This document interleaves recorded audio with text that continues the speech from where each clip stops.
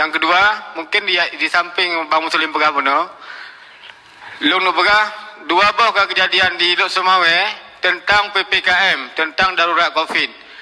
Dua-dua je yang karap bentrau betul, sang menyagelai kejadian bentrau.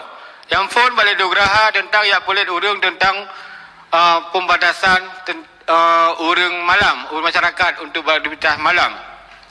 Hina karap bentrau dengan awak gam. Dan kemudian bambanyo tentang penyekatan level put di Lok Sumawe yang viral bak Facebook kita galon dengan awak agam si termasuk na paling magam salah satu paling magam dalam matohanan sehingga lahir bahasa budaya-budaya ka kukuh mantap ka pegawo. Jadi nyo yang lung bayangkan hai ketua hai pemerintah Aceh nyo masalah raya sang menyagele syak lung ka jadi bentrok.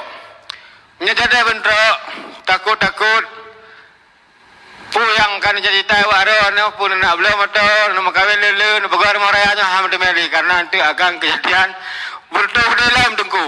Apa menjaga berdua yakin long kopi nya kayak lima anak le kopi nya kopi karena anak berdua sakai.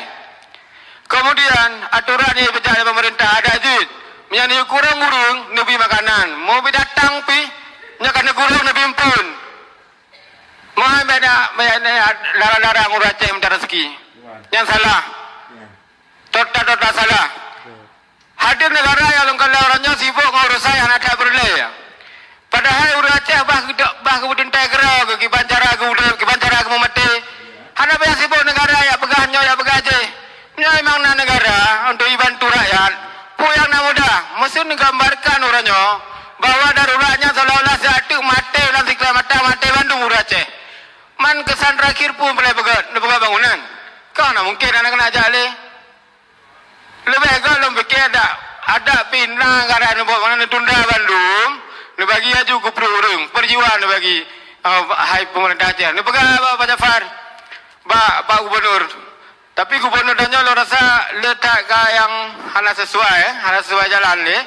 Lagi sang hi mampu kelola Aceh di Tengku. Man lebih hormat ke Bekilung gubernurnya agak mengundurkan diri juga deh daripada dimundurkan. Sekian, terima kasih. Assalamualaikum warahmatullahi wabarakatuh. Terima kasih.